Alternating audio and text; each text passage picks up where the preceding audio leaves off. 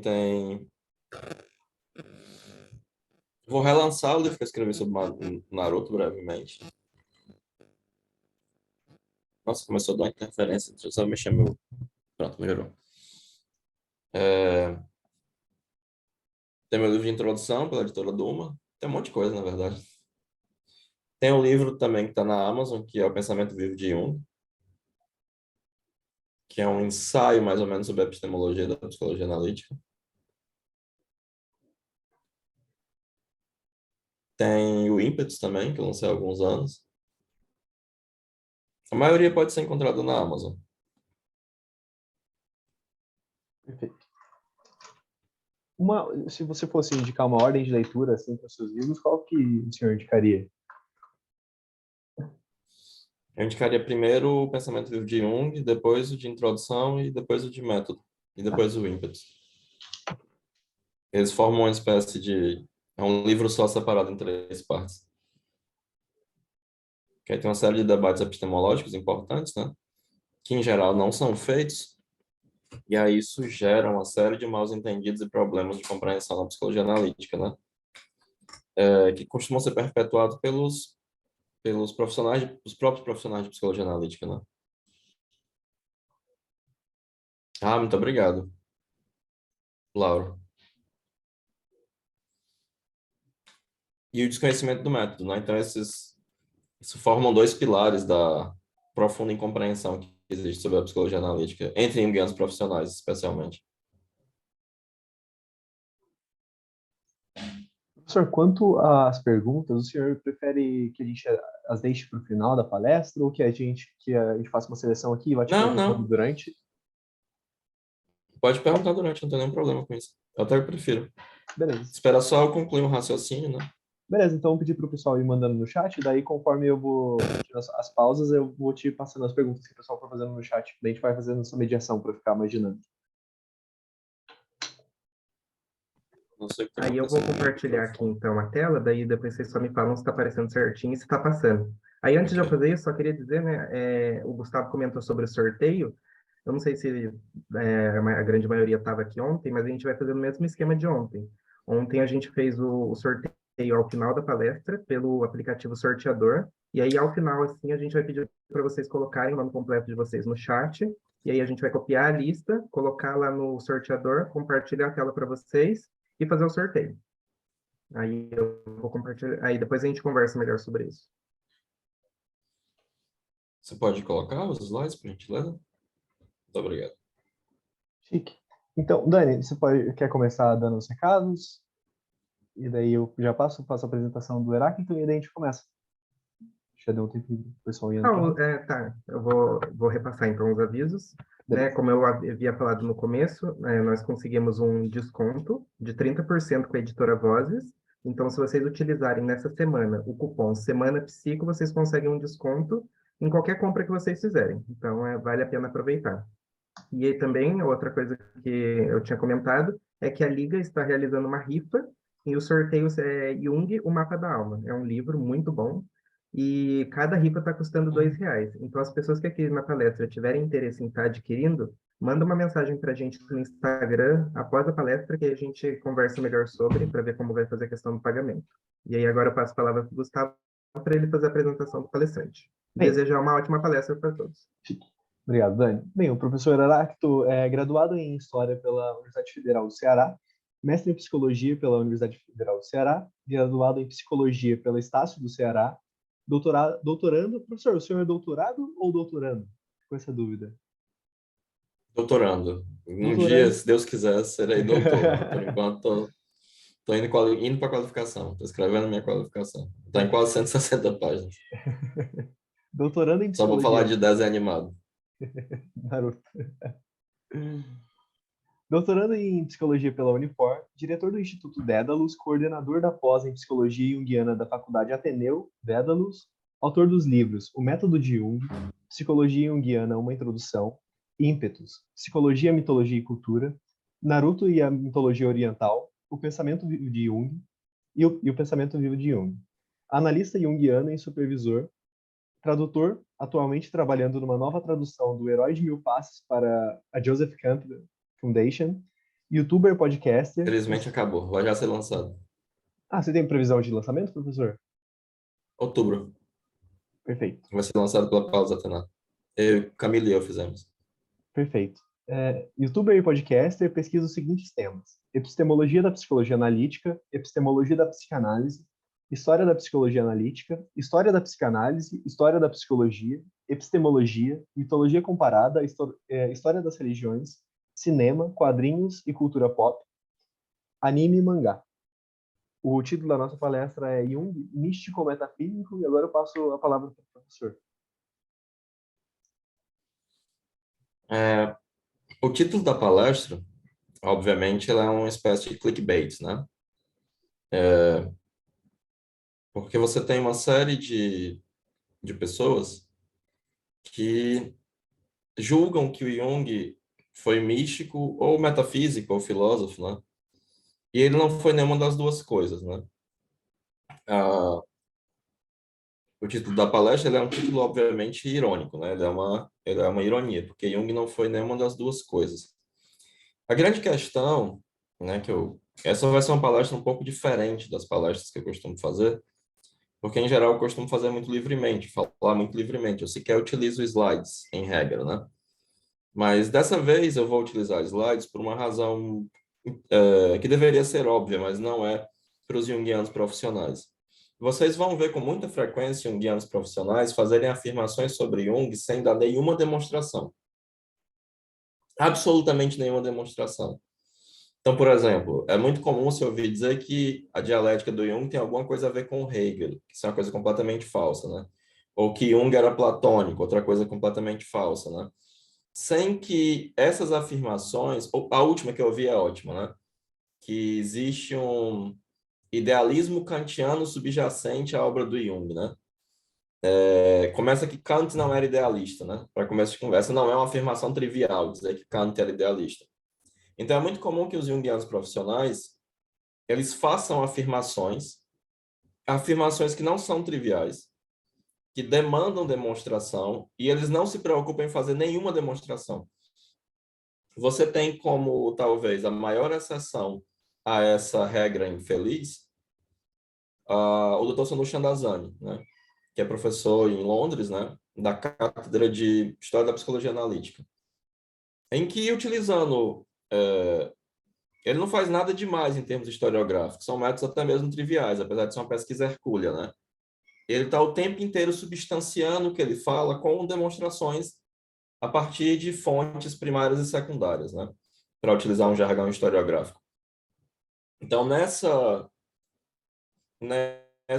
palestra, eu vou trazer diversas citações do Jung para substanciar as minhas afirmações. Nas minhas aulas, eu costumo dizer para os meus alunos, isso deve se tornar um hábito. Sempre que vocês ouvirem um junguiano, eu tenho um profundo preconceito com junguianos, assim, vocês são ótimos, mas os demais são péssimos, né? Vocês são excelentes, né? Mas os outros são horríveis.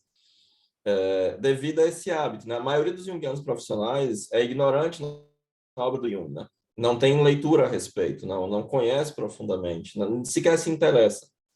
É mais ou menos o que aconteceu com a psicanálise antes do advento do Lacan, em que Freud era desprezado, passava-se a considerar que a psicanálise independia dos insights originais freudianos e era dispensada a leitura, né? É por isso que o Lacan faz esse retorno a Freud, né? Porque já havia se abandonado Freud. Então, o retorno é, de fato, para voltar a ler, porque ele havia sido abandonado. Então, o que eu vou fazer aqui com vocês é apresentar uma série de afirmações, substanciá-las com a obra do Jung, e primeiro fazer o óbvio também. É mais ou menos o que o Sonu Chandazani faz, é só o óbvio, mas é revolucionário, porque os junguianos são de uma incompetência, vocês não, os outros, né? São de uma incompetência terrível, né, com relação a isso. Muito provavelmente devido a uma influência perniciosa do riemannianismo e o abandono do método científico, né? O Hillman ele propõe que não há necessidade de apresentar fatos, né? E há um completo abandono do método científico por uma espécie de racionalismo sem rigor, né? E esse hábito ele é péssimo, né? E a gente vai discutir isso com mais rigor durante a minha apresentação, né? Pode passar.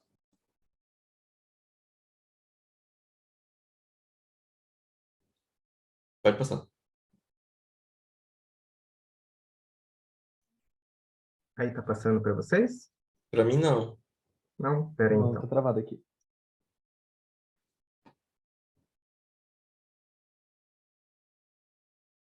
Acho que agora vai passar. Então, a primeira coisa, né? Se a gente está... se nós estamos fazendo a pergunta se Jung era místico ou metafísico, a primeira coisa é explicar o que é metafísica ou misticismo, né?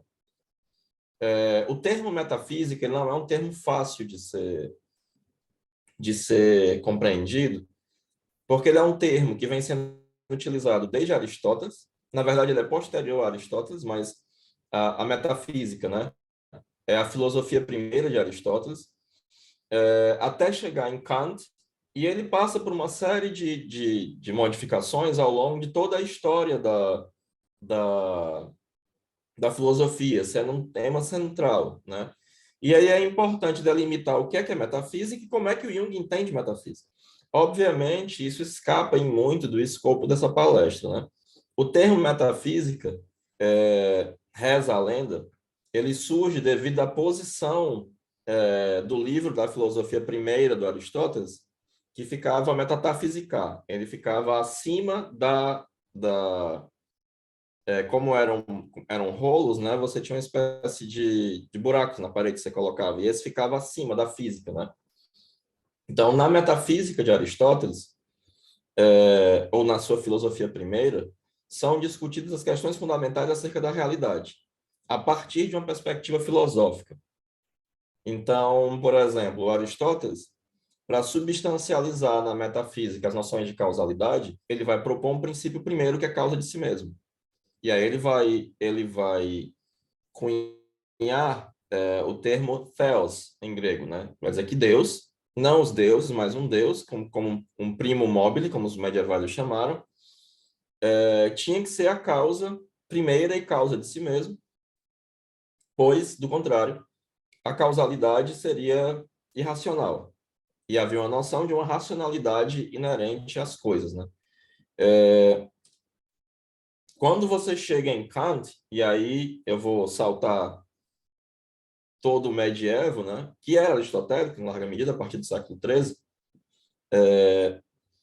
você vai ter uma discussão na Die Kritik der reinen Vernunft, né, na crítica da razão pura, acerca da metafísica. Porque o Kant ele estava muito impressionado com o fato de que a física, em poucas décadas, havia avançado imensamente, e a metafísica girava atrás do próprio rabo, sem nunca chegar a nenhuma conclusão. Tanto é que o Kant demonstra que você pode provar logicamente a existência e não existência de Deus, né? E ele vai propor as 5 grandes questões metafísicas, né? Por exemplo, a questão da existência de Deus, a questão se o universo é finito ou infinito, a questão psicológica, né? Se o homem tem ou não tem uma alma imortal, etc, etc, etc. A questão cosmológica, o universo é finito ou infinito. E para simplificar muito o que o Kant vai trazer, tanto na analítica transcendental quanto na estética transcendental, é uma impossibilidade de um conhecimento metafísico correto, né? Então, o Kant, o que ele propõe é uma espécie de agnosticismo, né? Na analítica transcendental, ele vai dizer, ele vai trazer quais são a estrutura, né, a priori do pensar humano e vai dizer a razão é como uma claraboia que aponta para o infinito, que são as questões mais importantes, mas para a qual é impossível uma resposta racional. E é por isso que o Kant ele faz uma inflexão de uma filosofia transcendente que tentava chegar às essências para uma filosofia transcendental. Ou seja, ele faz uma torção no sentido de uma epistemologização da filosofia. Agora, eu não tento mais compreender o que é que são as coisas, porque está da ordem do impossível, e ele vai cunhar um conceito que ele vai chamar de númeno, que é um conceito limítrofe negativo, que é impossível, e do qual nós temos acesso apenas aos fenômenos. Mas como as coisas são por elas mesmas, em essência, não sabemos. Logo, a metafísica é impossível. Até porque o intuito da filosofia kantiana, quando ele desperta de seu sonho dogmático, graças a David Hume, não era provar a metafísica ou habilitar a metafísica. Era provar que o David Hume e o seu ceticismo estavam equivocados. E que a causalidade, por exemplo, não era simplesmente um hábito mental. E o grande autor, que o Jung em carta chegou a chamar de o meu filósofo, que é o grande esteio epistemológico ao lado de William James, para psicologia junguiana, é Kant. O Jung, a noção de arquétipo, a noção de realidade psíquica, elas devem, elas são devedoras, são tributárias da concepção kantiana. Então, o Jung, se ele fosse filósofo, talvez fosse um kantiano, um neokantiano. Inclusive, ele estudou vários neokantianos, como Schleiermacher, como Schiller, né? A estética do Schiller é uma estética kantiana, e são autores que são importantes e fundamentais para ele. Então, o Jung parte epistemologicamente de uma posição kantiana. Que posição é essa? A metafísica é impossível. Ok? Alguma pergunta até aqui?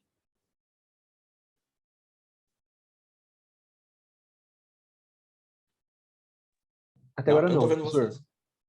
Tá, tá, beleza. Pode passar.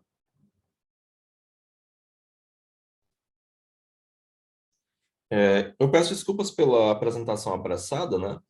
De 2000 anos de história ocidental da filosofia, porque essa é uma questão que escapa, em larga medida, ao escopo dessa palestra, né? Mas aí o que é místico, né? A Maryse von Franz, no Feminino nos Contos de Fadas, ela traz uma conceituação interessante, né? A palavra místico vem de mis, conservar a boca fechada, guardar segredo. A criança divina dos mistérios dos Eleusis era representada com um dedo sobre a boca. Colocar o dedo nos lábios significa respeitar o mistério sobre o qual devemos guardar silêncio, né? Misticismo é uma daquelas palavras que são terrivelmente polissêmicas, né? Tanto é que existe um termo pejorativo que é o jovem místico, né? Mas o misticismo, em geral, em termos, por exemplo, teológicos, né? O Campbell, ele faz a distinção. Você tem uma diferença entre os sacerdotes, em geral, e os teólogos, e os místicos daquela religião. E, em geral, os místicos das várias religiões, eles conseguem dialogar muito mais do que os teólogos, né? Nesse sentido, o misticismo é um tipo de experiência religiosa. Seria um tipo de experiência religiosa não mediada necessariamente pelos balizamentos tradicionais da teologia. Por exemplo, né, o sufismo seria o misticismo do islamismo. A Kabbalah seria o misticismo do meu povo, né, dos judeus. No sentido de uma espécie de exploração espiritual, né?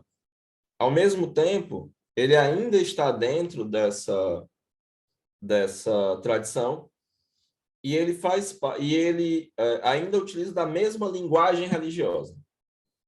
E um místico, basicamente, é um religioso, né?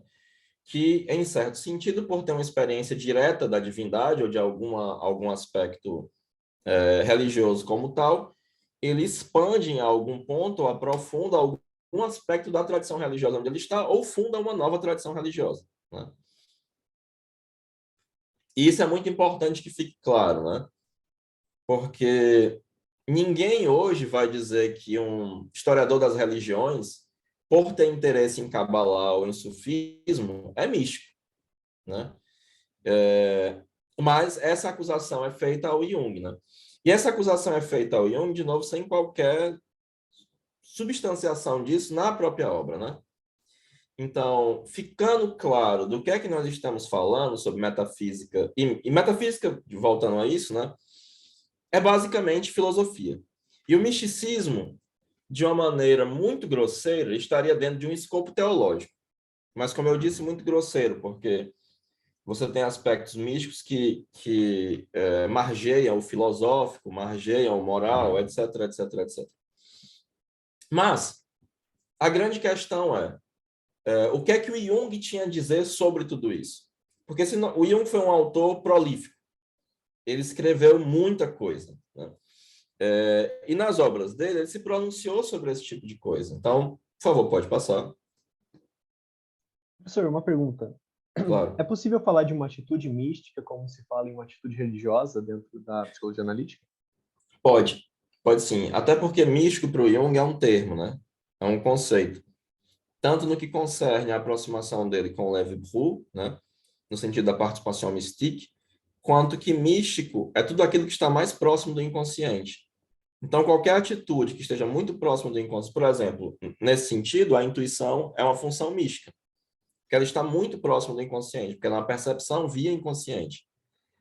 Só que, quando eu falo em uma atitude mística na psicologia analítica, isso é um uso da palavra regionalizado. Não quer dizer a mesma coisa do que se eu estivesse falando de do misticismo, uma discussão de história das religiões ou de teologia propriamente dita, entende? Mas sim, é possível. Então, eu começo com uma carta que Jung escreve e que o Dr. Sono Chandazani cita logo no começo da Jung e a construção da psicologia moderna.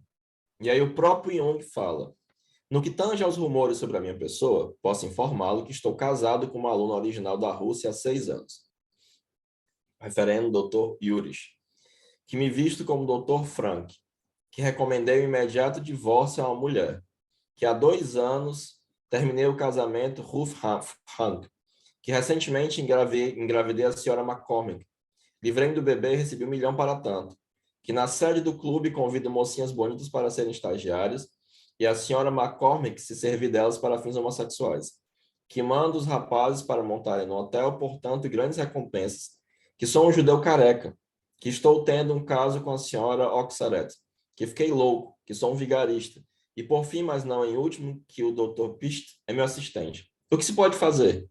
De que modo eu deveria comportar-me para que esses boatos se tornassem impossíveis? Sou grato por seus conselhos. Como você vê, não é nada bom prognóstico da análise. Simplesmente não se deve levar sozinho adiante uma empreitada tão pouco atraente, se não quiser sofrer danos, né?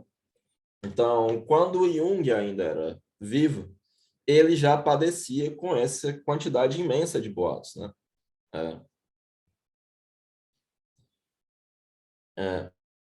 Deixa eu ler aqui uma pergunta que alguém fez. Será que a opinião secretaria de certo no polo, como é Gordon acha que os mistérios de Deleuze envolveriam majoritariamente um culto em torno de substâncias psicoativas, sob síndrome DMT, entre outras? É possível, mas o mistério dos Deleuze foi mantido, assim, a gente sabe quase nada sobre o mistério dos Deleuze, né? Teria que haver uma descoberta arqueológica extraordinária, né? Mesmo depois de se tornarem cristãos, você tem vários bispos que mantinham o segredo dos Deleuze, né? Então, é possível, mas é especulativo, né? E não há nenhuma necessidade de substâncias psicoativas para você ter experiências religiosas, né? E não necessariamente a experiência com, com substâncias psicoativas significa uma experiência religiosa também. Essa citação está no Jung e a Construção da Psicologia Moderna, na introdução. É uma carta que Jung escreve que o Dr. Sonu Shamdasani cita, já para mostrar a dificuldade da empreitada que é pensar na psicologia analítica, né? Ok? Pode passar. E aí, essa citação está numa entrevista concedida a Richard I. Evans, que inclusive essa entrevista foi gravada numa espécie de documentário. O Jung contava, então, com 82 anos, né? E ele não dava declarações públicas há 10 anos. Mas ele aceita ser entrevistado pelo professor Richard I. Evans, que é um norte-americano. E lá para as tantas nessa entrevista, eu não estou com o livro aqui do meu lado, ele diz: existem muitas coisas sobre as quais as pessoas não fazem sequer uma ideia. Contei-lhe o caso daquele teólogo que nem sabia o que era o inconsciente. Ele supunha que era uma aparição. Todos que dizem que sou místico não passam de idiotas. Eles não compreendem simplesmente a primeira palavra de psicologia.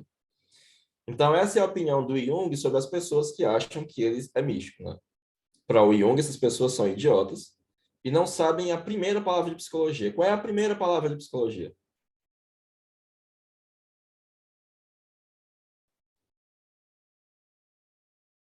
Muito obrigado pelo link. Depois eu vou dar uma olhada assim. A primeira palavra de psicologia é psique, né? Mas nessa mesma entrevista, o Jung ele fala, olha, uma vez eu discuti com um teólogo e esse teólogo foi até o meu escritório para me criticar, para dizer que eu psicologizava Deus. E na opinião dele, psicologizar Deus era tornar Deus desimportante. Só que o que ele não entendia é que para mim a psique é o mais importante. E aí há um dado fundamental, né?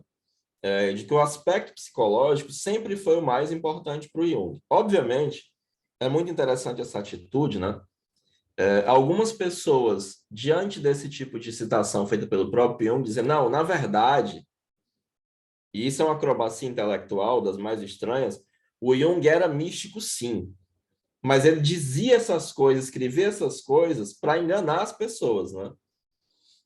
E você vê que o Jung não era um bom enganador, né? Porque qualquer Zé Mané na internet percebe essa intenção críptica dele, né? Obviamente, essa leitura é uma leitura absurda, né? Substanciada por nada, né? Mas aí, de novo, o aspecto mais importante para o Jung é o aspecto psíquico, o aspecto psicológico, né? Então, você, para achar que o Jung é místico, você precisa não entender a primeira palavra de psicologia, que é psique, né? E precisa ser um idiota, né? Se vocês ficarem chateados, se atém com o Jung, não comigo, né? Eu não conheço a visão do Peter Kingsley. Você vai me desculpar a ignorância, Fernanda. Mas se depois você quiser expô-la, eu posso discuti-la. Pode passar. Então, em 1938, o Jung proferiu uma série de conferências nos Estados Unidos, que é o que está no Psicologia e Religião, né? Ele começa essa conferência dizendo assim, embora tenha me chamado frequentemente de filósofo, sou apenas empírico. E como tal, me mantenho fiel ao ponto de vista fenomenológico, mas não acho que infringimos os princípios do empirismo científico se, de vez em quando, fazemos reflexões que ultrapassam o simples acúmulo e classificação do material proporcionado pela experiência. Para você ser um metafísico, né, o pré-requisito da metafísica é que você seja um filósofo. E ser um filósofo significa utilizar o método filosófico. Para qualquer pessoa que conhece filosofia, é que o Jung não faz uso do método filosófico. Isso é óbvio, né?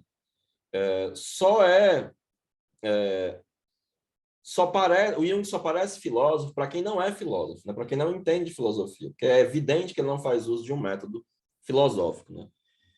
E é frequente você encontrar esse mesmo tipo de afirmação na obra do Jung. Eu sou um empírico, né? Obviamente, o que Jung está chamando de empiria aqui é algo muito particular, que não necessariamente tem a ver com a empiria anglo-saxã, apesar de que ele tem uma certa vinculação a alguns autores escoceses no que concerne à empiria. Pois é, as pessoas sempre perguntam isso porque não, a fenomenologia, ela não tem a fenomenologia citada aí por Jung, ela não tem qualquer relação com Russell, né? Quando Jung fala em fenomenologia, as pessoas imediatamente associam a Russell, né? Porque Russell é um autor que é um tanto quanto popular na psicologia e existe uma escassez de leituras filosóficas em geral, né?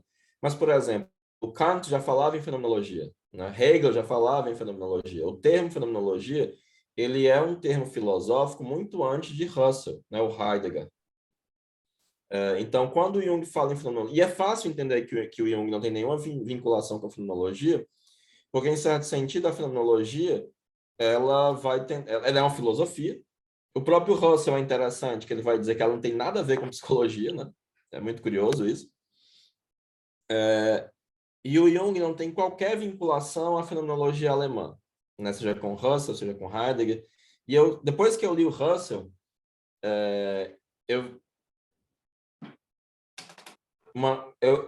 eu comecei a entender que, muito provavelmente, uma piada que ele faz sobre filósofos alemães tem a ver com o Russell. Porque o Russell vai propor uma coisa completamente estapafúrdia em termos psicológicos, né? Que é o cogito, que é esse eu transcendental que é capaz de se enxergar a si mesmo de maneira objetiva. O Jung vai dizer assim, é impossível subir nos próprios ombros para ver mais longe, né? Porque psicologicamente isso é um absurdo. Então, quando o Jung fala em fenomenologia, não tem nada a ver com o Russell. Russell não é citado sequer uma vez na obra inteira do Jung, né? E fenomenologia é simplesmente um sinônimo para empirismo, para ele. Ok? Então, não tem absolutamente nada a ver. Assim como ele tem absolutamente nada a ver com Hegel. Ao contrário, ele tem inclusive ele chega a falar do Heidegger, mas ele tem umas duas cartas ou duas passagens que ele xinga o Heidegger, assim, que ele diz que é um absurdo, que não tem qualquer relação com aquilo e acha que é um diálogo esquizoide que nem o Hegel, para escapar do inconsciente. Mas isso foge ao escopo da nossa palestra, né? Pode passar. E aí, na natureza da psique, em espírito e vida, o Jung fala, não sou filósofo, mas empirista. E por isso, em todas as questões difíceis, inclino-me mais a deixar que a experiência decida. Mas onde não é possível encontrar uma base empírica tangível, prefiro deixar a questão sem resposta. Isso é muito importante, porque você percebe que, se você compara a obra do Jung com o pragmatismo do William James, inclusive o próprio Jung, no Tipos, ele vai chamar o pragmatismo do James de método indispensável, né? Que o Jung seguia muito proximamente o método pragmático, né? Que é justamente um método, segundo o próprio James, para resolver questões metafísicas que de outra forma seriam impossíveis de serem resolvidas, só que de uma maneira pragmática e não metafísica. O pragmatismo ele tem uma postura antirracionalista sem ser anti-intelectualista. Então, o Jung adota essa postura, ele adota tanto um agnosticismo kantiano quanto uma postura pragmática, que é uma postura empírica, ao mesmo tempo que é uma postura antirracionalista. Ele não vai para além dos fenômenos. Nesse sentido, ele é um fenomenólogo. Não no sentido alemão, russelliano, mas no sentido empírico. Porque ele tem uma postura antirracionalista sem ser anti-intelectualista. Ok? Até agora, vocês acham que o Jung, por essas citações, né, tiradas de vários locais, cartas, palestras, escritos, vocês acham que ele é místico ou metafísico? Não liguei ainda. Professor, tem uma dúvida aqui do Gabriel, que eu acho que vai cair bem nesse momento. Ele perguntou, o que significa espírito para Jung? Ele parece usar de tantas formas que às vezes fico perdido quanto ao sentido. A Marisa von Franz esclarece isso, e o Jung ele vai esclarecer isso, é um texto do volume 8 chamado Espírito e Vida. Em alguns momentos, o espírito seria o aspecto dinâmico do inconsciente, para resumir, como a Marisa von Franz resume. Ok? Porque se eu for explicar aqui todo o espírito e vida, né, vai ficar bem complicado, vai escapar muito vai escapar muito do escopo da nossa palestra, né? Mas você pode encontrar essa discussão no espírito, justamente no espírito e vida, e a Marisa von Franz vai discutir isso, ela vai explicar de maneira sintética que para o Jung o espírito é o aspecto dinâmico do inconsciente, no o Feminino nos Contos de Fadas. Ok? Alguém fez um comentário aqui.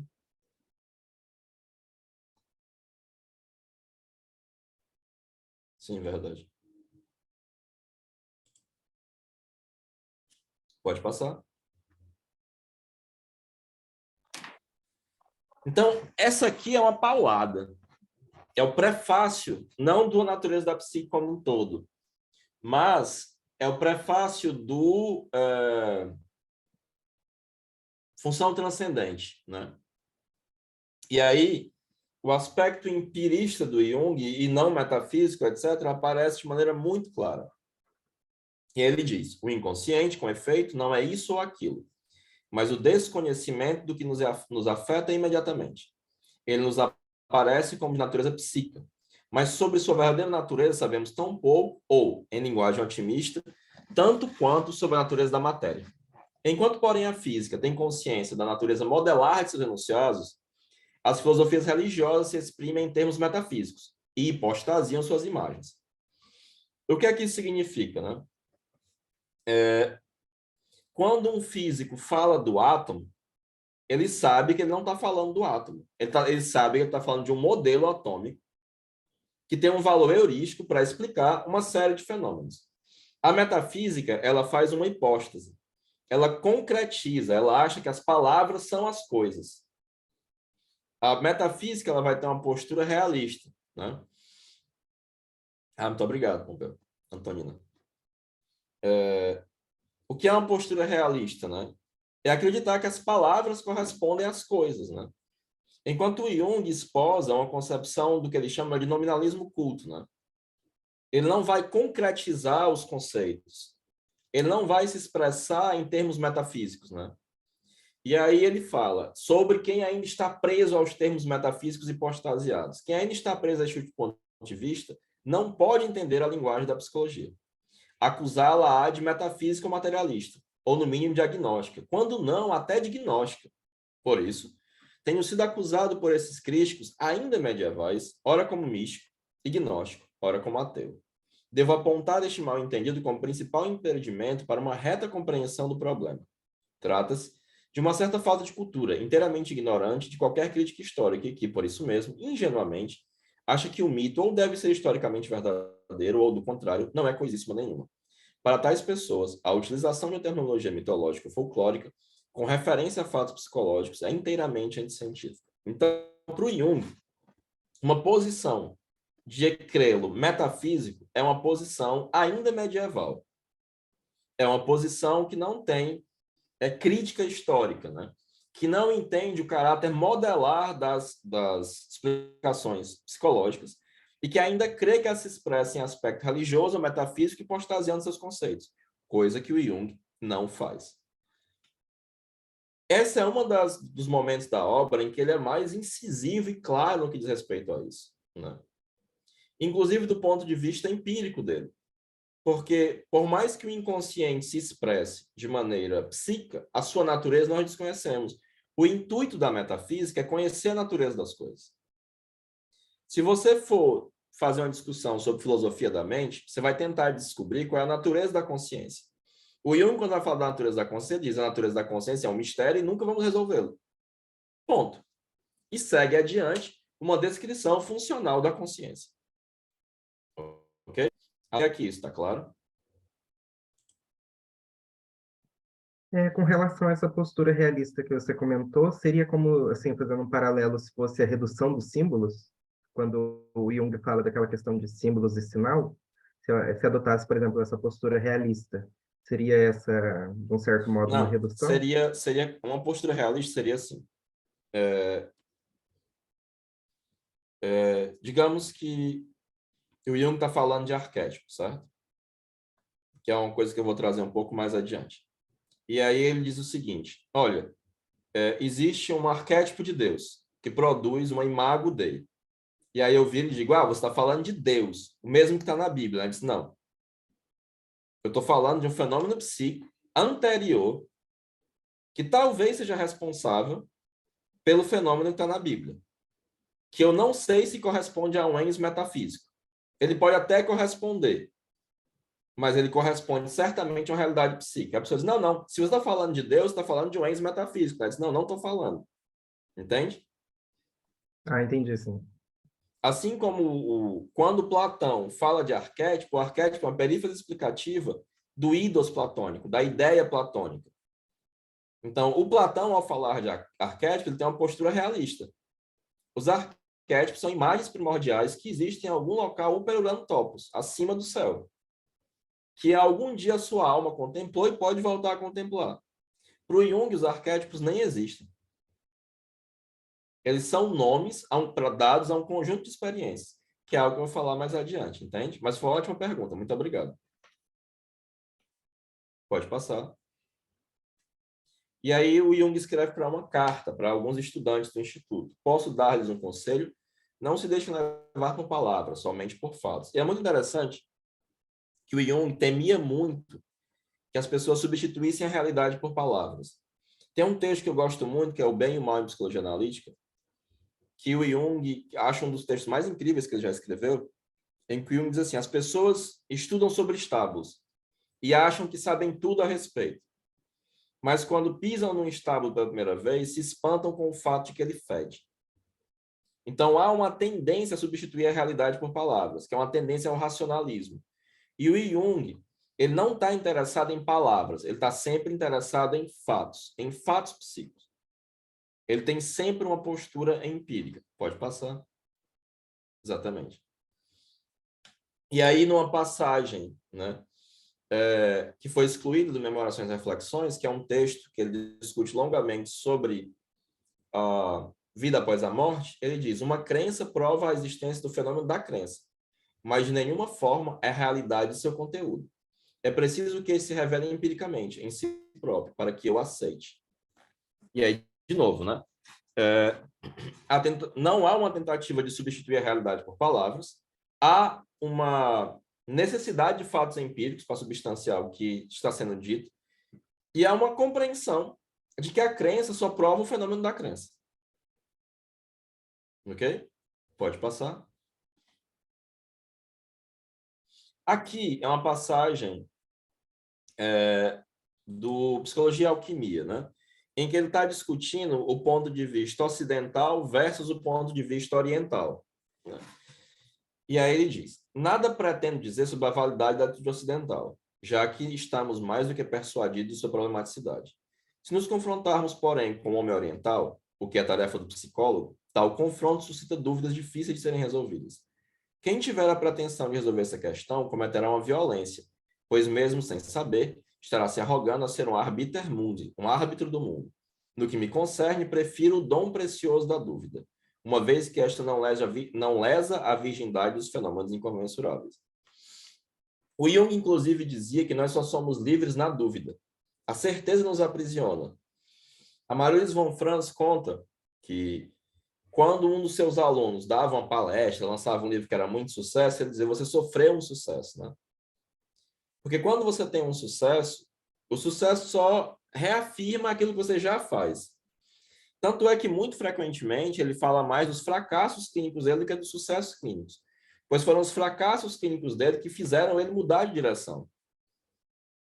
Então, a dúvida é algo fundamental para o Jung. E ela só pode ser amenizada por fatos psíquicos. Então, além do... Tem três coisas que vocês que são bons junguianos, não são os junguianos bocós que existem por aí, tem que entender, né? Sempre que alguém disser alguma coisa sobre Jung, ela tem que substanciar com fatos. O Jung estava sempre interessado em fatos psíquicos.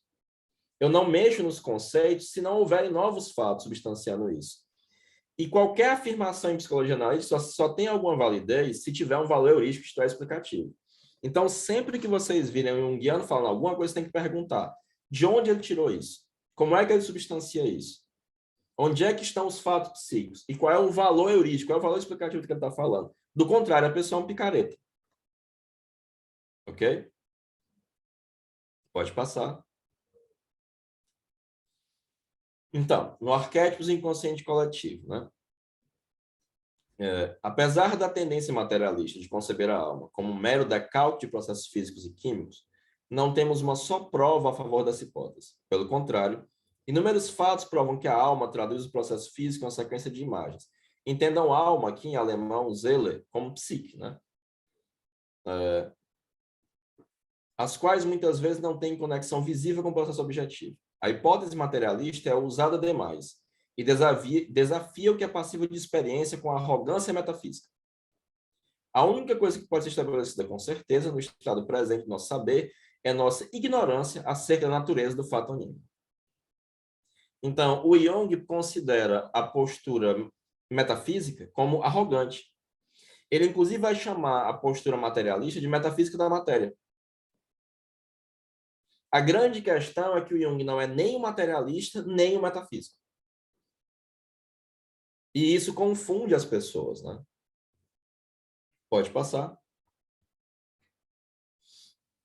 E aqui no Arquétipos do Inconsciente Coletivo, né, que é uma discussão que eu faço no meu livro sobre essa temática, né, o pensamento vivo de Jung, né? Como empirista, devo constatar que há um temperamento para o qual as ideias são entidades e não somente nômina.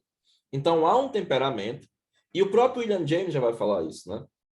Quando ele vai falar do soft-minded e do tender-minded. Esse temperamento é um temperamento introvertido. Um temperamento introvertido, ele vai ter uma tendência ao racionalismo, ele vai ter uma tendência a entender as ideias, os fatos psíquicos, não apenas como nomes, mas como entidades que existem por elas mesmas. Né? Por acaso, ou quase eu poderia dizer, vivemos atualmente, há cerca de 200 anos, numa época em que se tornou impopular e até mesmo incompreensível supor que as ideias pudessem ser algo diverso de simples nômina, de simples nomes. Aquele que ainda pensa anacronicamente a modo de Platão, decepcionar-se-á ao vivenciar que a entidade celeste, isto é, metafísica da ideia, foi relegada à esfera incontrolável da fé e da superstição, compassivamente legada ao poeta. O ponto de vista nominalista triunfou mais uma vez sobre o realista na disputa secular dos universais. A imagem originária volatilizou-se no flatus vocis. Eu escrevi errado, o flatus vocis é um sopro de ar.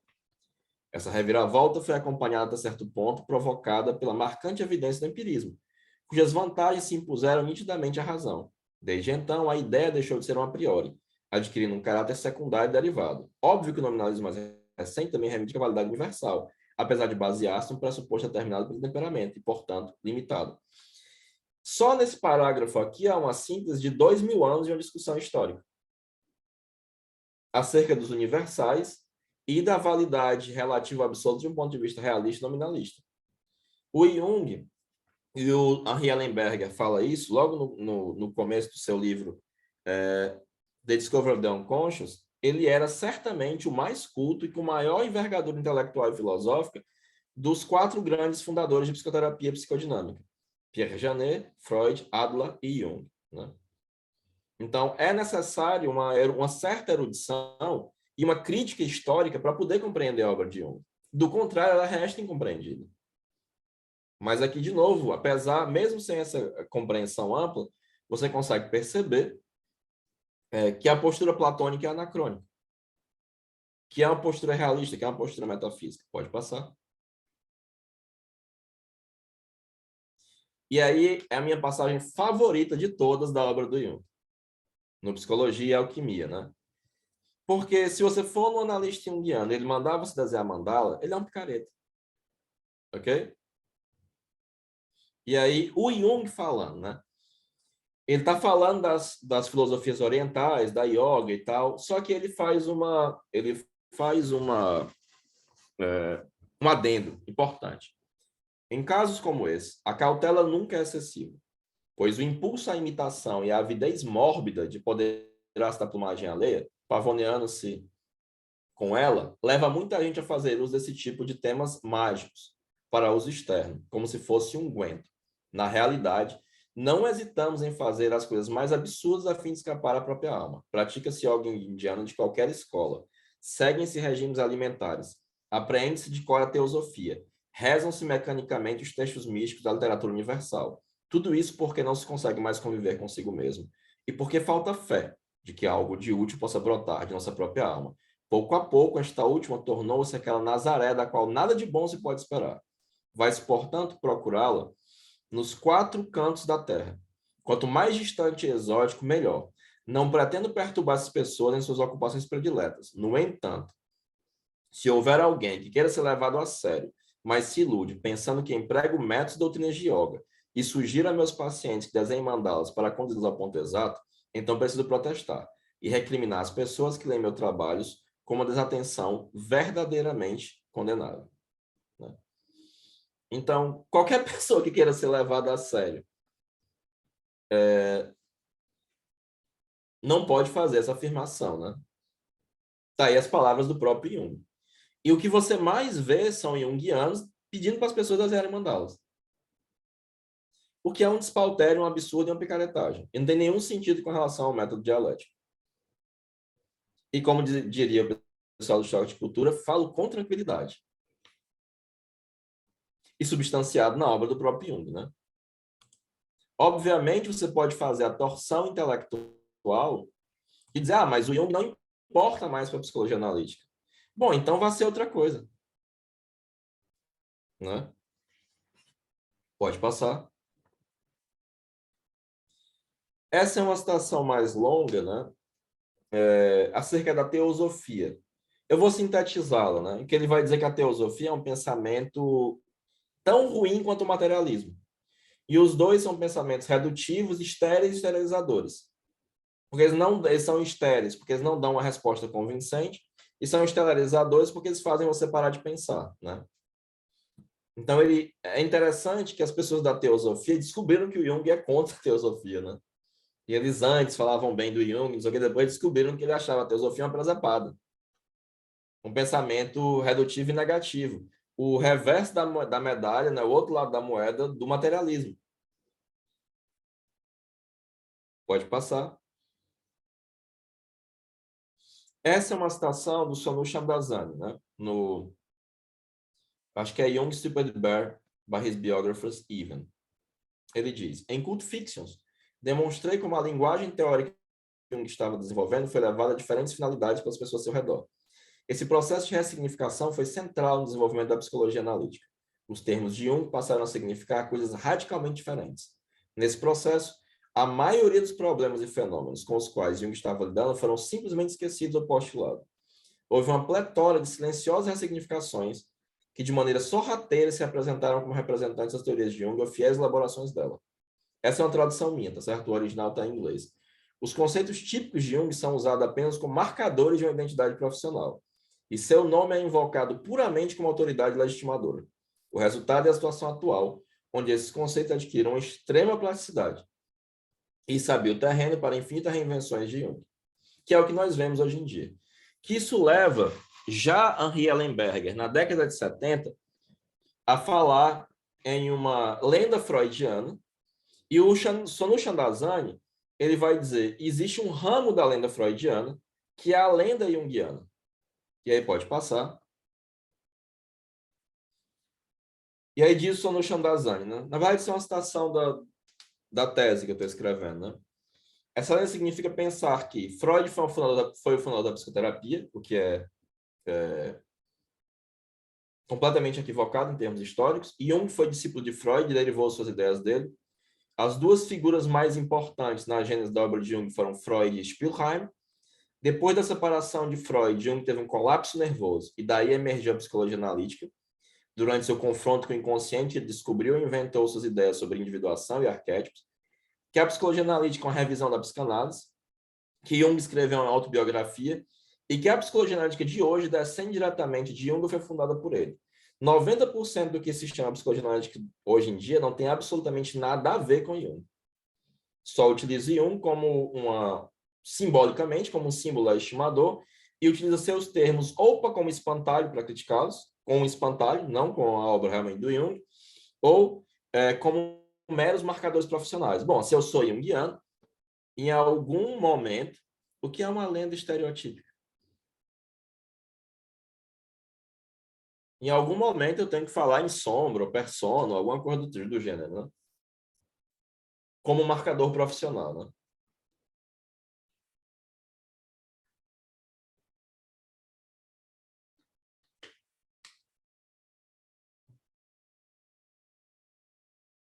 Ah, sim, talvez.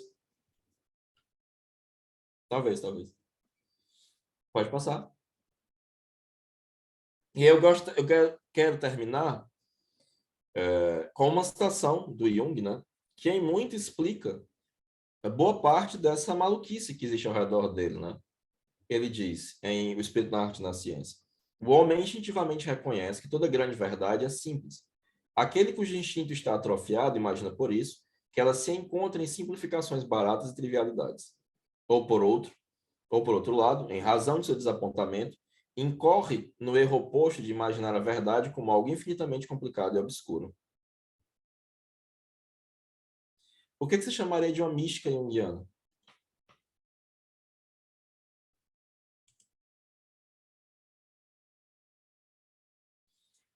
Existe gente que se arvora a ser místico junguiano, né?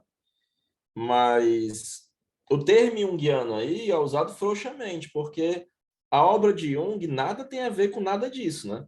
Então, obviamente, tem algumas pessoas que julgam que Jung foi um grande místico, né?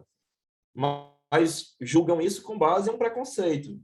É interessante que, há muitos anos atrás, eu fui fazer uma iniciação em Reiki. Você vê que eu também já fui jovem místico. E aí tinha um maluco chamado Animesh. Animesh era o nome místico dele. E aí ele ganhava a vida traduzindo um livro para as pessoas, né? Eu precisava de um livro para o mestrado, mas não sabia ler inglês, ele traduzia. E ele estava falando de um cara, não, esse cara que eu estou traduzindo, ele diz que o inconsciente coletivo é a mente universal. Aí ele perguntou, foi que tu já leu do Jung? Aí ele tomou um susto com a minha pergunta, aí gaguejou e nada, né? Com certeza, aí sim, Fernanda. E esse tipo de maluquice, enquanto a Maurice von Franz, ela inclusive no Caminho dos Sonhos, ela diz, olha, a gente usa o termo inconsciente porque ele não diz nada, ele simplesmente evita um preconceito, nome aos milhares. Mas se eu dissesse mente universal, eu ia cair na tentação de achar que eu sei o que é. Só que eu não sei, eu não conheço a natureza do inconsciente. Então é melhor o termo inconsciente porque ele não diz nada. Ele só diz que há coisas que não são conscientes, não sei nada a respeito delas. E essa é uma postura empírica, né? Pode tirar os slides. Esse é o último, né?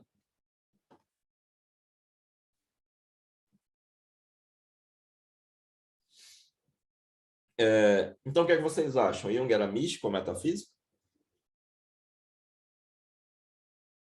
Obviamente, como se trata de uma palestra, vocês poderiam dizer, não, mas talvez eu pudesse encontrar outras citações que substanciassem isso, né? Pois é, mas aí você teria que pelo menos se dar o trabalho de procurar, que é o que as pessoas não fazem, né? E, infelizmente, o Jung é um ilustre desconhecido para os junguianos profissionais, né? E esse estado de coisas não pode perdurar.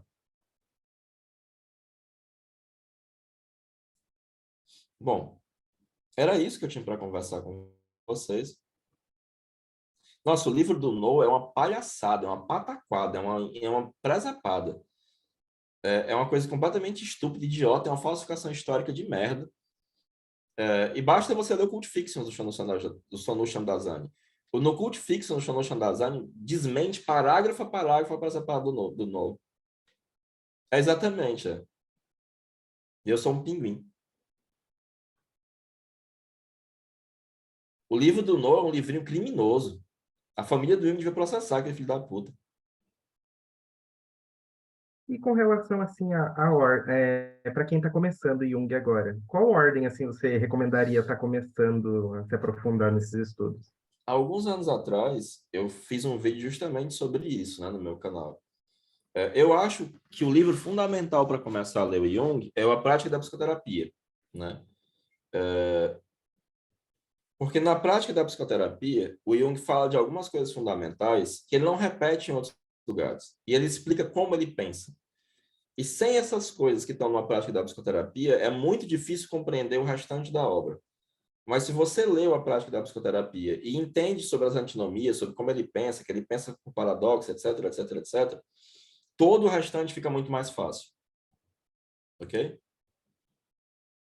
Professor, o senhor poderia explicar como que Jung, essa coisa dele ser um antirracionalista, mas não um anti-intelectual novamente, por favor? O William James, né, ele coloca a posição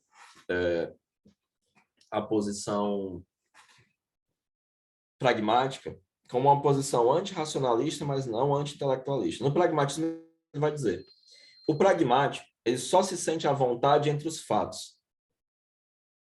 Ele nunca se afasta dos fatos. Ele só está à vontade em meio a fatos, ele procura sempre novos fatos. Já o racionalista, ele está o tempo inteiro querendo se afastar dos fatos.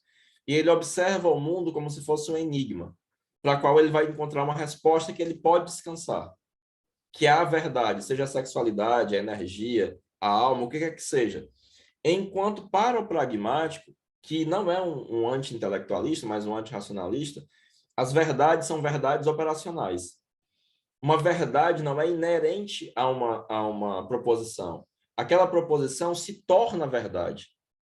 E ela pode deixar de ser verdade. Por isso que ela se torna verdade operacional. E os conceitos, eles não têm uma validade ou verdade por eles mesmos. Eles são conceptual shortcuts. Eles só servem para que eu me mova mais facilmente entre um aspecto da realidade e outro e para gerar mais trabalho. E não para que eu possa descansar, que é a postura racionalista.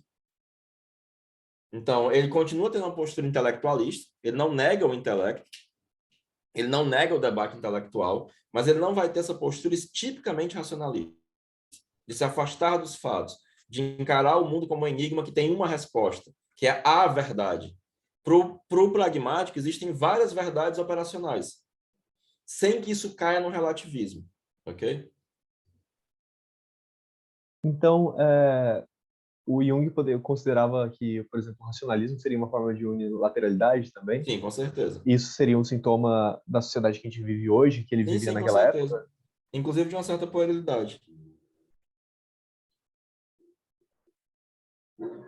Alguém fez uma pergunta aqui. Heráclito, você tem alguma indicação de leituras em filosofia para expandir a compreensão de Jung? Nossa, leu James e o Kant. Pega os livros do Kant, pega os livros do James e...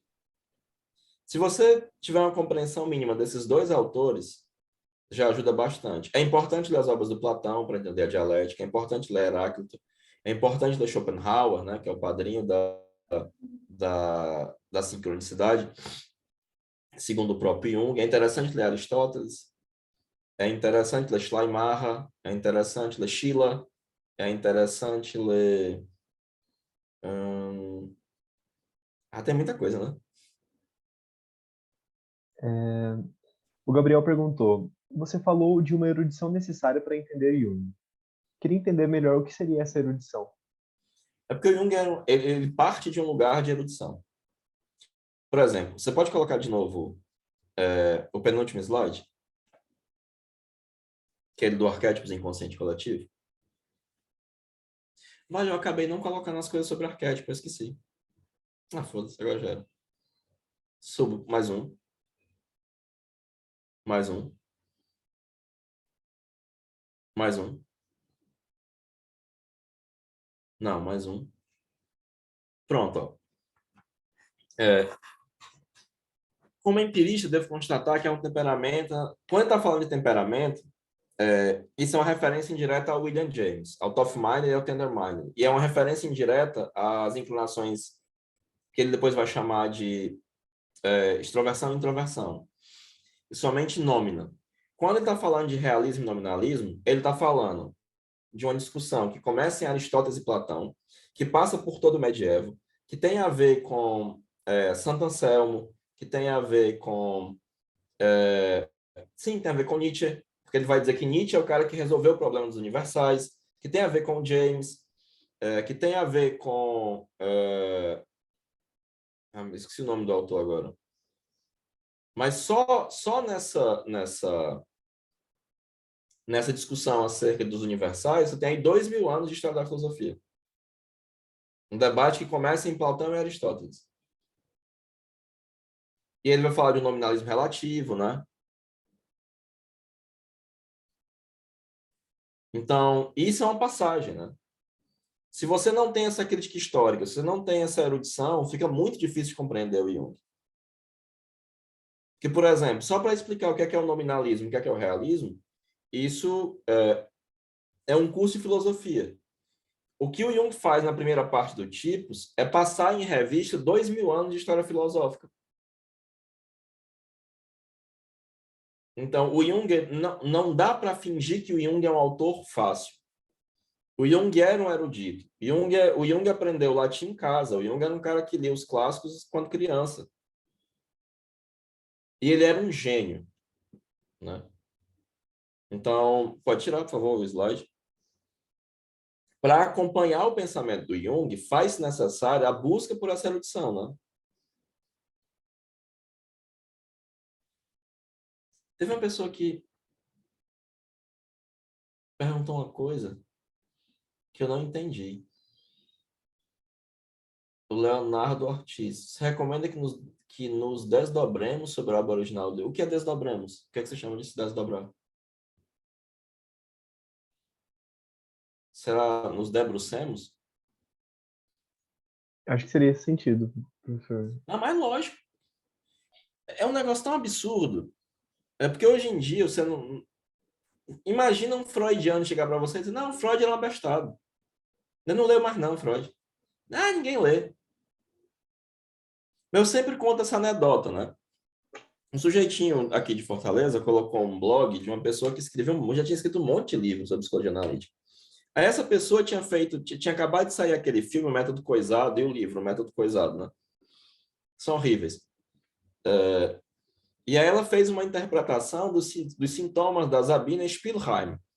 Aí eu fui lá e comentei no blog dela, olha, o Jung também faz uma interpretação, porque ele foi o médico da Sabina, e isso está nos símbolos da transformação. Essa pessoa que era junguiana, não sei quanto tempo, tinha escrito um 10 ali, falou assim, mas eu nunca li os símbolos da transformação. E eu fico com a minha interpretação. Seria o equivalente a um freudiano dizer, mas eu nunca li o dito Raundeutung, eu nunca li a interpretação do sonho. Nem quero ler. O Freud interpreta uns sonhos lá? Massa, deve ser legal. É o mesmo grau de absurdo. Mas esse absurdo é normal, é corriqueiro na psicologia analítica. Não vocês, obviamente, os outros, né? Mas é corriqueiro, entendeu?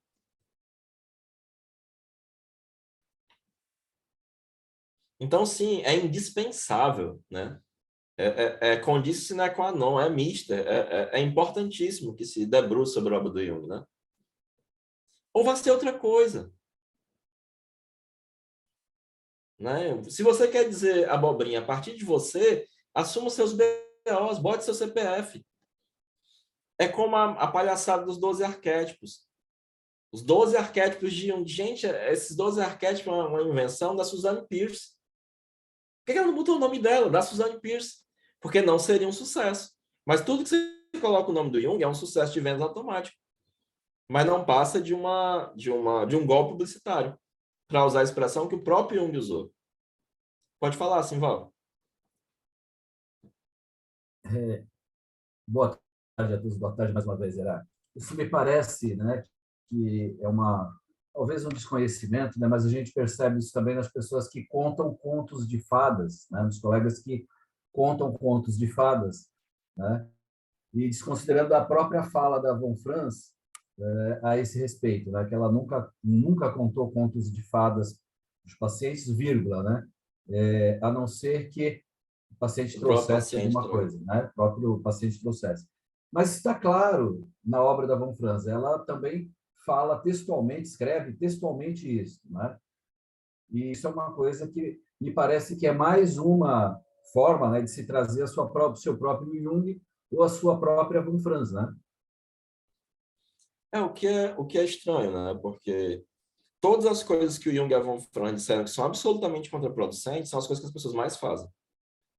Aquilo que um considera erro, aquilo que um considera contraproducente, aquilo que um considera que é puramente sugestivo, aquilo que um diz para não fazer, é exatamente o que as pessoas fazem. Eu fico muito impressionado com isso, né? Seria o equivalente da Von Franz a pedir para desenhar mandala do Jung. Exatamente. Seria o equivalente, assim, de contar um conto de fatos para a pessoa. O Jung deixa muito claro, apesar de que em psicoterapia não há regras, mesmo isso não é uma regra, que o material religioso deve provir do paciente, né? E é não entender que o fenômeno religioso é o fenômeno psicodinâmico da alma, o fenômeno do espírito, é o luminoso. É um efeito não causado pela vontade, que é mais sua vítima do que seu criador, e é uma condição do sujeito. O próprio sintoma, nesse sentido, é um fenômeno religioso, porque subjuga o sujeito. Mas em uma perspectiva psicológica, que não no sentido da especialização social desse fenômeno nas confissões religiosas, né? E fora que você contar um conto de fadas para alguém, pode até ter um efeito sugestivo, pode até ter um efeito psicoterápico, mas não tem um efeito analítico. O que se busca é um efeito analítico. Esse efeito analítico pode existir por coincidência, né? Mas na melhor das hipóteses vai ter um efeito sugestivo ou vai ser inócuo. Ou vai ser uma perda de tempo. Você vai dizer assim, mas daí? O que tem a ver com isso? Fora que contos de fadas são ótimos, mas são coisas fora de moda. É muito mais provável que a pessoa se identifique projetivamente muito mais com uma série, com um filme da Marvel, com um anime, do que algo dessa ordem. Os contos de fadas são importantes porque eles funcionam como mitos, só que mais próximo do arquétipo. Eles nos ajudam a entender como se interpreta sonhos, então eles nos ajudam a praticar o método, e eles nos ajudam a compreender como a psique objetiva funciona. Eles funcionam como uma espécie de anatomia comparada da alma. Mas dificilmente é útil terapeuticamente você parar uma sessão para contar um conto de fada para uma pessoa. A não ser que a pessoa traga um conto de fada. Eu li esse conto de fada e tal, achei interessante. Aí sim, né? Partindo do próprio sujeito. Mas aí você tem um desconhecimento do método comparativo, associado a um desconhecimento do método dialético, né? Associada ao fato de que esse tipo de atitude há uma permissividade muito grande entre os junguianos profissionais para isso, né? Porque critica-se o espantalho de Jung, mas ao mesmo tempo bate-se palma para um espantalho pior ainda do Jung, né? Que é estranhíssimo. E o pior, da pobre da Von Franz. Professor, o senhor disse que teve uma parte da palestra que o senhor disse, bem, a gente usa o termo inconsciente para não dizer o termo nada, porque não quer dizer nada. Mas em determinados pontos da obra, o Jung faz inferências desse termo, assim, dizendo, por exemplo, que o inconsciente tem uma natureza compensatória. Como que ele pode fazer essas afirmações sobre algo que ele considera um conceito limítrofe negativo? Porque você tem um sonho, que não foi você que produziu, que compensa a sua atitude. Então, empiricamente, os produtos do inconsciente, até onde nós podemos saber, eles se comportam de maneira compensatória para a consciência. A natureza do inconsciente é compensatória? Não sabemos. Mas seus produtos, que surgem a nós como psíquicos, comportam-se de maneira compensatória à consciência, no caso de sonhos, sintomas, etc. Sintomas não, né? Porque ele vai só se opor à consciência. Mas, empiricamente, existem produtos que não são produzidos pela consciência, que são produtos semiconscientes, que surgem no inconsciente, se apresentam à consciência, que funcionam de maneira compensatória. E eu tenho como ter acesso empírico a isso na consciência e supor, fazendo uma generalização a partir de várias observações empíricas, de que essa relação é compensatória. Mas mesmo Jung vai dizer que, por mais que essa seja a hipótese basilar, existem outras formas do inconsciente se comportar. Por exemplo, às vezes o inconsciente se comporta do jeito que o Freud disse, com a realização de desejo. Às vezes o inconsciente só antecipa um fenômeno futuro, que ele vai chamar de sonhos telepáticos. Até na hipótese basilar dele, ele vai dizer, olha, mas isso aqui não reduz todo o funcionamento do inconsciente, não me diz qual é a natureza do inconsciente. Só me diz como ele se comporta quando ele age de maneira psíquica, entende? E aí eu posso fazer afirmações indiretas. É por isso que não vai dizer que a psicologia é sempre um como se. É como se as coisas se comportassem dessa maneira. Mas como as coisas realmente se comportam, eu não sei. Justamente porque a postura não é uma postura racionalista, mas uma postura empirista, né? Entende?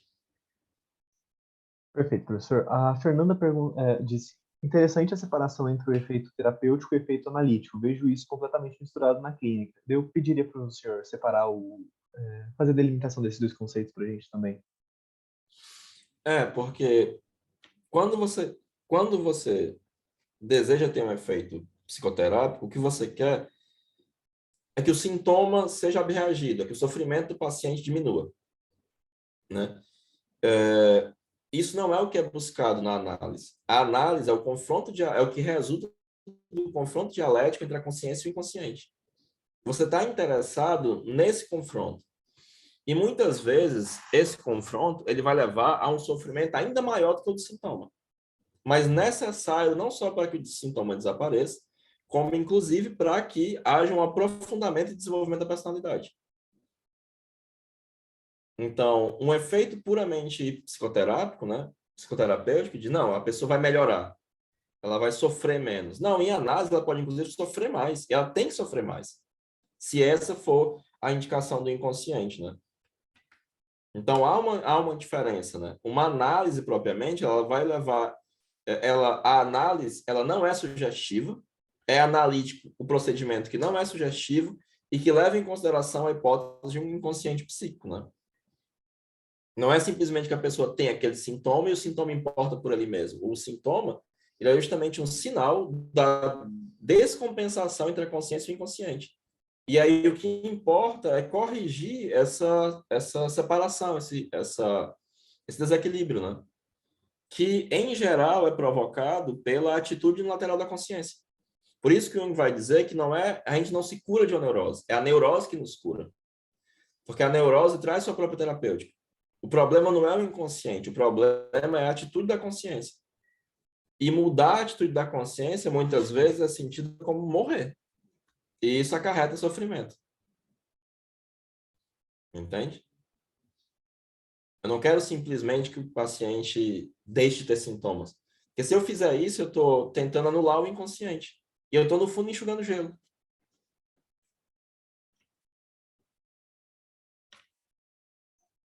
O Bartolomeu perguntou: Heráclito, em simetria com o seu comentário sobre arquétipos nos contos de fada, qual livro do Jung você indicaria para quem realiza pesquisa sobre o medo em torno do feminino?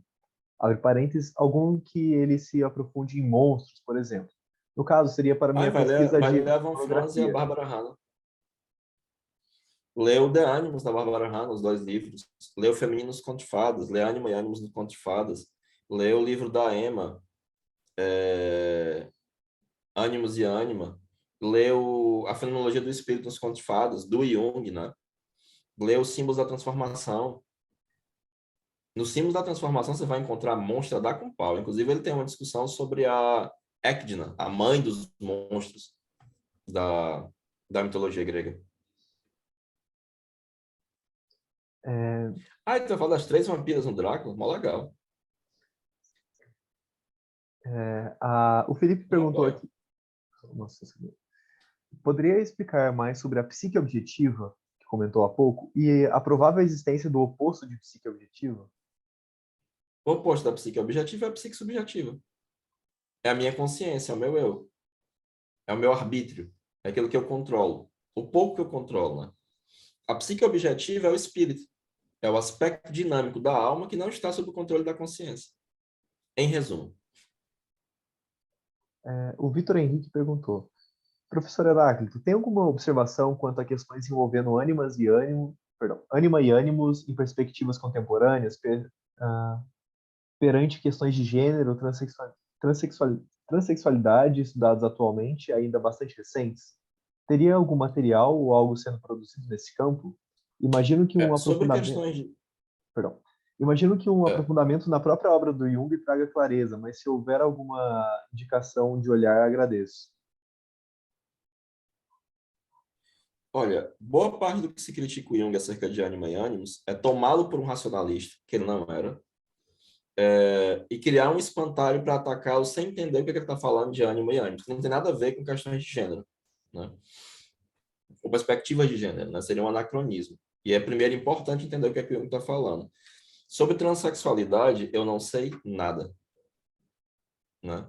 E seria muito importante, por exemplo, que pessoas que tratam pessoas transexuais na clínica escrevessem sobre isso. E seria muito interessante se houvesse um transexual analista escrevendo sobre a experiência dele, né? Apesar de que a transexualidade não é uma coisa nova, né? Ela é algo bastante antigo, inclusive. Na Índia, você vai ter um terceiro sexo, que são os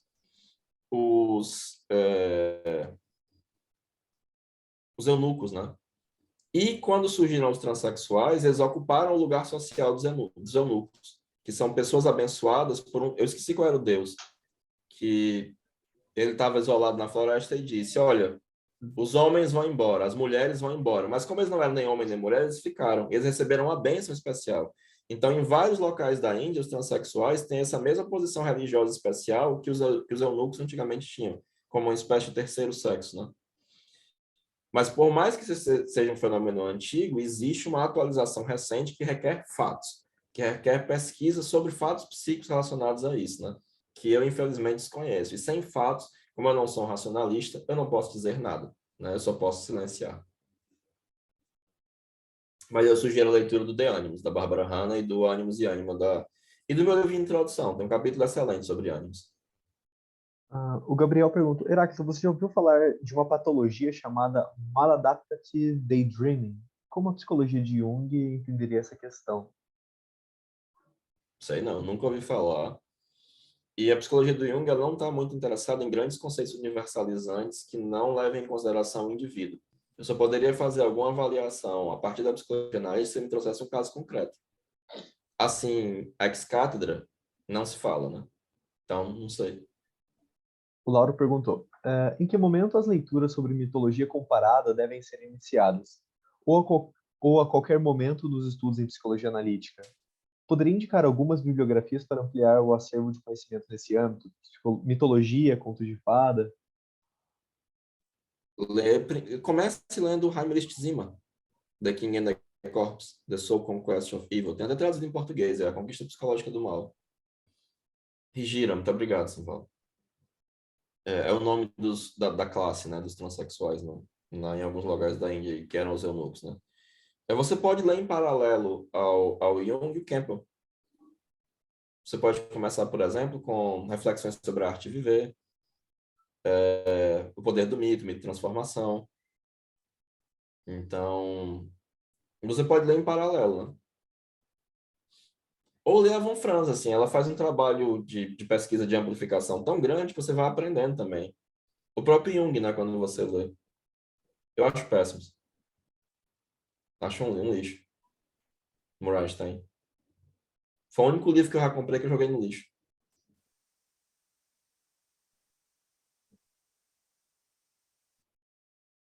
Péssimo mesmo, assim.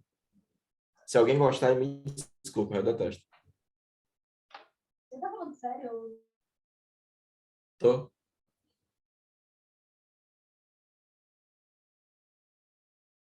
Mais alguma pergunta? Eu tenho uma pergunta. Eu vi que alguém no chat tinha falado sobre os ismos, né?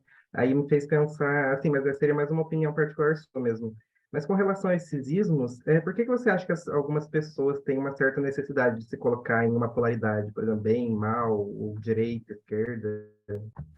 Nossa, isso é tão antigo quanto o tempo, né? No século VII a.C., você tem o maniqueísmo e o zoroastrismo, né? O Campbell vai falar muito disso, que vai colocar uma ordem mítica justamente de realizar, eu não aceito o mundo como ele é e eu realizo uma correção. Então, eu me coloco do lado do bem para combater o mal, né?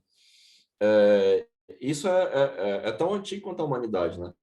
E o Jung vai discutir isso de uma maneira mais atual, digamos assim, no presente e futuro, né? Então, é uma leitura muito indicada para compreender o que está acontecendo agora. É muito interessante a atualidade do presente e futuro, né? Porque, no fundo, o que acontece é que você está discutindo a sua neurose na política. Não está fazendo política, né? E isso é muito, muito problemático, né? Porque a concepção, né, do Jung é de que isso é uma concepção empírica, é que a razão ela não é um bem que não pode ser tomado do homem. Subindo a temperatura dos afetos, ela é perdida, né? E a polarização, ela não deixa de ser um tipo de massificação, seja a esquerda, seja a direita, né? Em que a sua individualidade é substituída por um tipo social. O Jung fala de tipos sociais no tipos psicológicos, né? E que esses ismos representam tipos sociais. E que se poderia, inclusive, assim como se fez uma teoria psicológica, uma teoria psicossexual da neurose, você poderia fazer uma teoria política da neurose. Porque as situações políticas também provocam neuroses, né? Então, é muito comum, por exemplo, é muito interessante, né? Porque o monarca, por exemplo, ele é filho de uma psicóloga, né? Coitado. Não, os filhos de vocês vão ser ótimos, né? Mas dos outros vão ser péssimos. Então, o que acontece, né? Ele tem uma postura libertária maluca, né? Ele ainda por cima é burro. E uma vez eu vi um corte do Monarch Talks dele lá no Rumble, ele fala a seguinte coisa: olha, e aí o Estado vai e dá tudo para você, e você vai ter educação, vai ter não sei o quê, e o Estado está dizendo que você nunca vai conseguir nada, você é um inútil. Cara, claramente ele estava falando da mãe dele. Ele não estava discutindo política ali. Ele está discutindo a relação infantil que ele tem com as imagens parentais. É muito evidente. É disso que Jung está falando, é por isso que ele tem que se filiar a essa corrente de pensamento mais reducionista, assim, assado e tal. Porque, assim, quando você tem, por exemplo, um conservador de verdade, que leu Tocqueville, e é interessante porque o Brasil, até a ditadura militar, tinha uma tradição conservadora respeitabilíssima, os militares acabaram com essa tradição conservadora. É estranhíssimo. O Brasil não é para principiantes, né? Porque você haveria de pensar, né? Não, eles são conservadores, eles vão, né? Mas não, eles acabaram. É estranho, muito estranho mesmo. E aí prosperou, o que prosperou na ditadura é uma tradição de esquerda. Olha que maluquice, no Brasil, o Brasil é estranho pra caralho, né? E aí só quando teve a redemocratização e muitos anos depois, né, como uma resposta ao governo Lula, que é um governo de centro, não de esquerda, nunca foi um revolucionário, nunca foi comunista, nunca foi... ao contrário, super liberal. Você tem uma reavivação do paleoconservadorismo no Brasil. É muito doido. O Brasil é muito doido, né? Mas, fundamentalmente, a maioria das pessoas vai estar discutindo as próprias neuroses como se fosse política. E estão combatendo o moinho de vento. E isso é um grande problema, porque, ao invés de política, você tem loucura, né? O Vitor perguntou aqui, desculpa a ignorância, professor, mas poderia esclarecer sobre ânima e ânimos não serem referentes Eu ao precisaria gênero? de outra palestra, Vitor. Eu gosto que vocês façam perguntas, né? Mas determinadas perguntas, elas fogem completamente ao escopo do que a gente está falando aqui, né? Mas dê uma olhada no meu livro de introdução. Os 2 capítulos sobre ânima e ânimo são muito bons, né? Leia o De Ânimos, da Bárbara Hanna. Professor, acho que Eu já ouvi ficou bastante. falar que umas pessoas que não são meus alunos piratearam, né? E aí ele tem PDF em inglês, né? Nunca conheci essas pessoas, não tenho nenhuma relação com pessoas que praticam pirataria, né? Sou totalmente contra, mas dá para encontrar em PDF, né? Professor, Leia... Ah, tá. pra gente. Pode indicar, depois eu comento. Sobre Persona, Sombra, os primeiros capítulos do Ion são bastante claros. O Eu Inconsciente também. O Glossário do Tipos, né, também é um local interessante. O Psicologia do Inconsciente, etc. Para a gente finalizar aqui, eu gostaria de perguntar para o professor, o que acho que é uma pergunta bem ampla, mas para a gente delimitar só algumas coisas. O que você vê sendo dito como psicologia analítica, só que não é psicologia analítica e as pessoas se empregam como tal? Acho que entra um pouco no tema da palestra do Jung ser aquilo Sim, ou com não ser certeza. aquilo. Pessoas dizendo que Jung é agnóstico. Pessoas dizendo que Jung é místico. Pessoas dizendo que o Jung fundou uma tradição mística. E tem pessoas sérias nessa besteira. Pessoas mandando o povo desenhar mandala. Pessoas fazendo terapia de grupo junguiana. É interessante que, como eu sou historiador é uma pessoa que faz fofoca de pessoas mortas, né? E eu comprei um livro que eu achei interessantíssimo, né? Que eu fiquei um pouco decepcionado, porque basicamente é um livro de fofoca, não um livro de história, né? Chamado As Mulheres na Vida de Jung, que é uma americana que foi estudar no, no instituto e falou, e ela conheceu a Von Franz, a Barbara Hanna, a Jacobi e tal, e ela detestava todo mundo, é impressionante. Ela detestava a Barbara Hanna.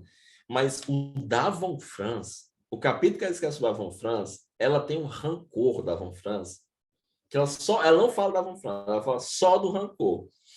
Porque eles estavam muito empolgados para começar a estudar psicologia analítica de grupos, fazer tipo terapia em grupo. E a Von Franz disse assim, isso é uma presepada, isso é uma marmota, não vou compactuar com isso e vou sair do instituto. E isso causou uma comoção tão grande que a galera desistiu e fez ela voltar. Por exemplo, eu já ouvi de uma pessoa que esteve no instituto, de um cara que fez imaginação ativa de grupo com 100 pessoas dentro do auditório. Isso é uma presepada, isso é uma palhaçada, isso é uma doidice, não tem nada a ver com o que me falou. Se eu começar a falar as coisas que não são psicologia analítica, que passam por psicologia analítica, eu termino de noite. A grande maioria, na verdade. A grande maioria. A psicologia analítica, o que se chama de psicologia analítica atual hoje não tem nada a ver com Jung. Nada a ver com Jung.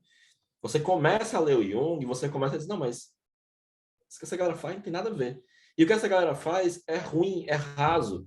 Não chega nem aos pés, não é um avanço, é um retrocesso no que diz respeito ao Jung. O Jung é a coisa de verdade, é um negócio que funciona, é um negócio que dá certo, é um negócio que tem sólidas bases epistemológicas. O Jung era um gênio, essa galera são doidinhos.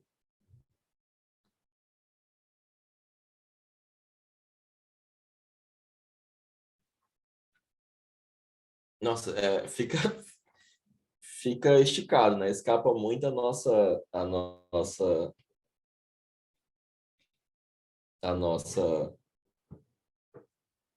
Eu não sei se a Tony trabalhou com isso, não. Uma coisa é você falar sobre a psicologia dos grupos, né? Outra coisa é fazer psicoterapia de grupo. Mas eu não sei se a Tony trabalhou com isso, eu acho que não. Eu estou, inclusive, traduzindo um livro da Tony do alemão para o português. Não, desenvolveram não. São um bando de presepeiro. A nossa situação é mais ou menos como a do Lacan quando chegou e disse, olha, gente, essa psicologia do eu aí dos Estados Unidos é uma presepada, né?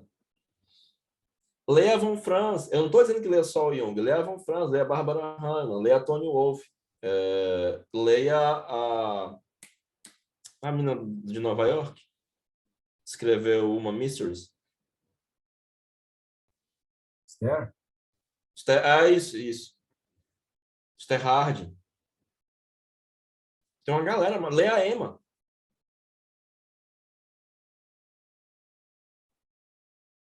A Itatiane até colocou aqui também se você teria algum livro para indicar sobre imago parentais. O símbolo da transformação.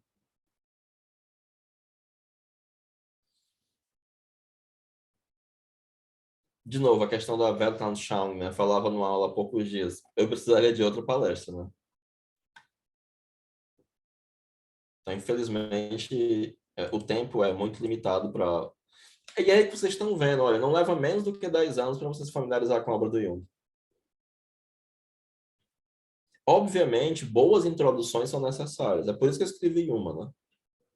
Agora, é indispensável, se você quer estudar um autor, lê esse autor. Se você vai para uma faculdade de filosofia, um menino de terceiro semestre de filosofia vai lhe dizer, não, você pode até ler um comentador, mas tal hora tem que ler o Kant. É indispensável. Mas na psicologia parece que, não, gente, não precisa não. Eu não sei de onde é que esse povo tira isso, não, mas tira. Fala assim, Val. Bom, só ah, acrescentaria, né, porque se você tiver alguma correção, você faça, mas me parece, né, que existe uma confusão no seguinte sentido. As pessoas não entendem o que é psicologia analítica e o que é a psicologia das complexidades, né? E não entendem que você, para praticar psicanálise, você deve seguir o método da psicanálise. Claro. Bom, para praticar psicologia analítica, você deve seguir o método da psicologia analítica. Como grande parte dos jungianos não conhece o método do Jung, diz que o Jung não tem método, Doidice. né? Não conhece o método dialético, tipológico, construtivo, análise de sonhos, imaginação ativa, né? Não sabe, não conhece o método, então pratica outra coisa que não é psicologia analítica. Exato. Psicologia analítica tem que ter rigor, né? Rigor e honestidade intelectual para seguir psicologia analítica. Perfeito. Né? Não tenho nenhum reparo a fazer, é exatamente isso, né? Pode falar, Fernando. Viscardi. Que sobrenome interessante. De onde é esse teu sobrenome? É italiano? É italiano, desculpa, eu levantei a mão sem querer. Ah, claro. Pelo menos eu soube do sobrenome. Desculpa.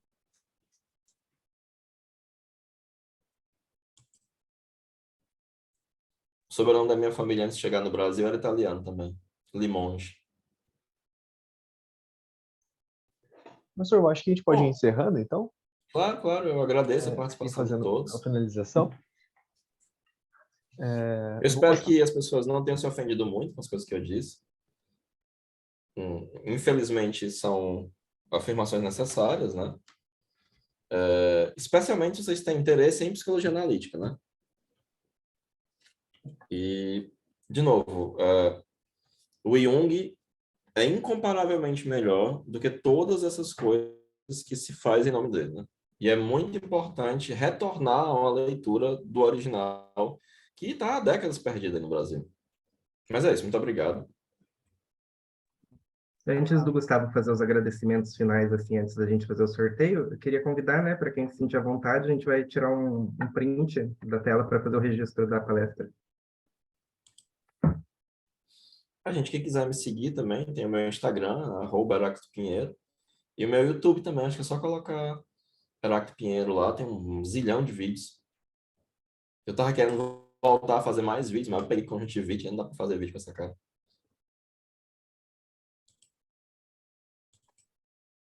Muito obrigado pela Ah, presença de todos. acho que todo mundo ligou já. Eu vou contar até 3, né, para todo mundo sorrir. Aí eu tiro o print. 1, 2, 3.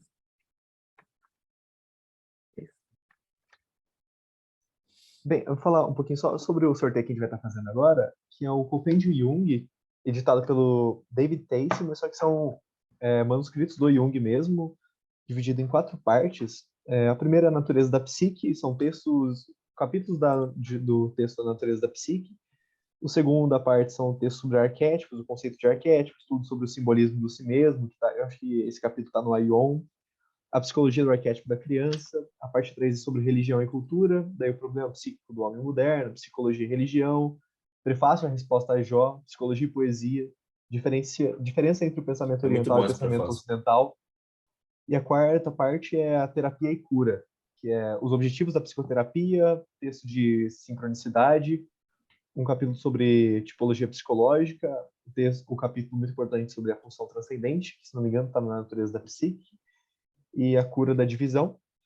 É um livro novo da Voz, daí eles entregaram para a gente fazer um sorteio aqui, e a gente vai estar com um cupom de 30% no site inteiro da Voz. Então, se vocês tiverem interesse, vou colocar aqui no chat agora o cupom Semana da Psico.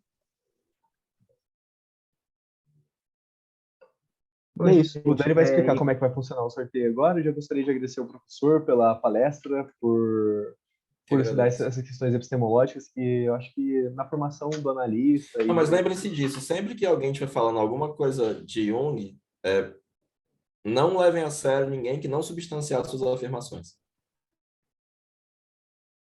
Especialmente se não forem afirmações triviais, né? Ah, o Jung, o Kant era como é? Que eu vi, o Kant era, não, idealista. Isso não é uma afirmação trivial, você tem que substanciar isso aí. Beleza, onde, né? O Jung a dialética de Jung é hegeliana, onde é que está isso aí, né? Não levem a sério as pessoas que não substanciarem suas afirmações acerca do Jung, né? Mas é isso, eu inclusive peço licença para sair, tenho outras coisas para fazer agora. Foi um Imagina, prazer estar com professor. todos Agora a gente vai vocês. fazer só o sorteio muito mesmo, Muito obrigado, para obrigado. Heráclito. finalizar. Está Muito sempre obrigado. convidado a retornar para as Será um próximas prazer. palestras na Liga.